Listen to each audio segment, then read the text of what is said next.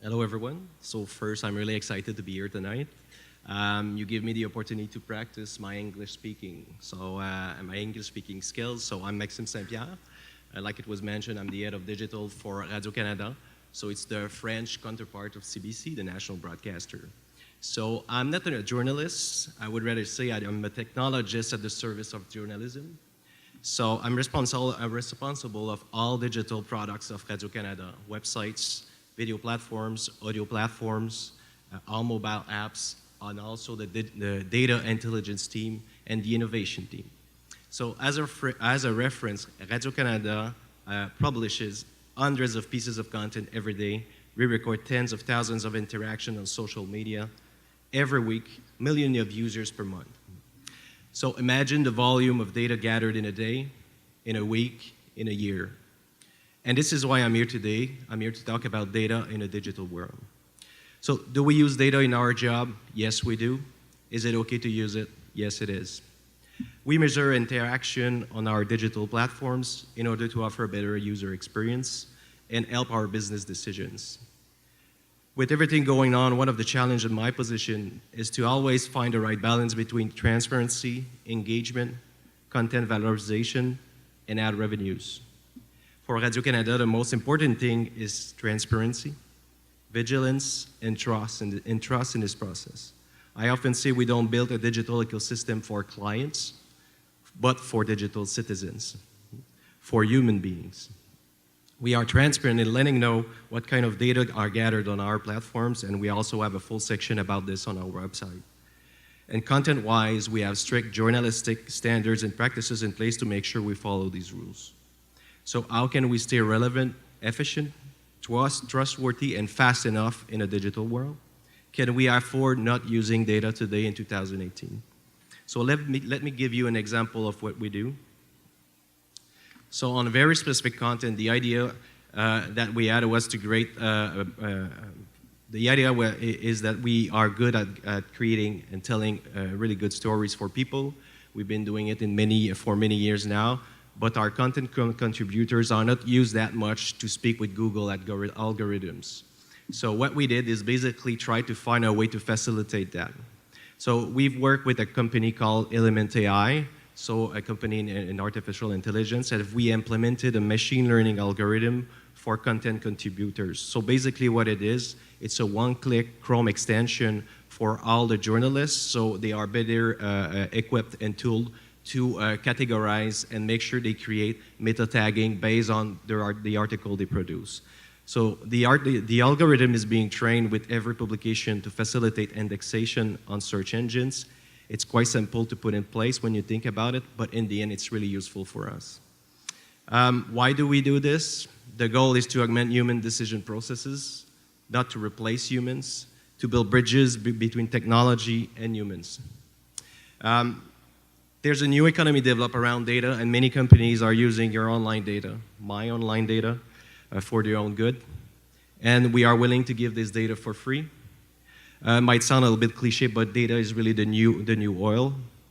Our artificial intelligence is also accelerating the transformation of industries, including the media industry. AI is being fed by data. So the more data it is fed, the more it accelerates, and this is the world in which we will live. Radio-Canada mandate is still to inform, enlighten, entertain, and we are incoming initially from the pure cyberspace player, which are not regulated today. But our mandate is still the same on multiple platforms. We all know the big players coming from cyberspace: Google, Facebook, Amazon. They all say they have a mission statement that seems to be really for the goodwill of humans, but in the end, what they do is basically underneath they want your data, and they want to monetize that. So can we trust companies using algorithms? Is there bias in these algorithms? Even Facebook with unlimited funding isn't in full control. Just think about the Cambridge Analytica scandal, and that as one of example, and we have plenty of example in the last few weeks coming from Facebook. In 2018, one thing we can see is that technology algorithms are revolutionizing most industries, including the media industry, and it can be ignored. Is there an ethic of using personal data? Are there guiding principles and regulation in place?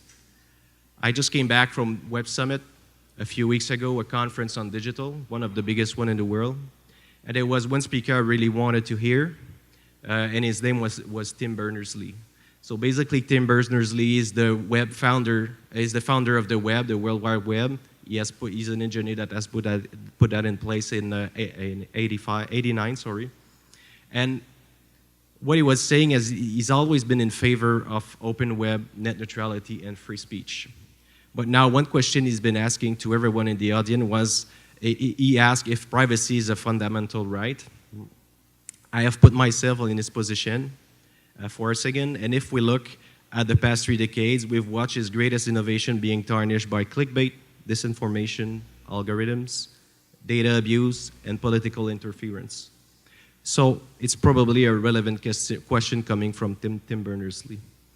There's currently a dichotomy on that debate that need further discussions: profits versus human beings, and probably needed in guiding principles and regulations that need to take in consideration citizens, government, and corporations. Fundamental questions still need answers. Is artificial intelligence a threat or not?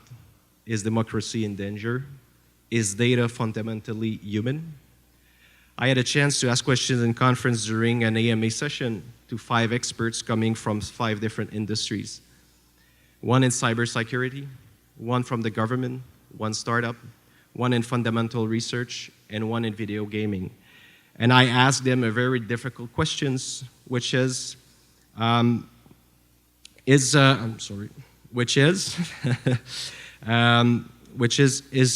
data should be a public good? And you would be amazed how many different answers I had. So basically, everyone didn't have the same answers. So what is my comprehension of this in this complex situation? There's still a lot of work to do. It's fair to say that we need to be responsible and vigilant, but we can't ignore data and technology because it will shape the future. Think of our children and all the data that will be gathered in the next 10, 20, 50 years. What kind of relationship will they have with technology? Are we today the beta testers of AI and algorithms for the next generation? Is Alexa our path to immortality? Today, I don't pretend I have all the answers. In fact, more questions actually, and this is why the role and the voice of everyone are important, as it will shape the future of many industries, not only the media industry.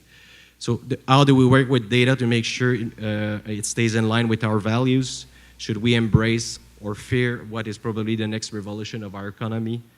I'll let you answer these questions, but this is certainly something we keep in mind at Radio-Canada. Merci, bonne soirée à tous.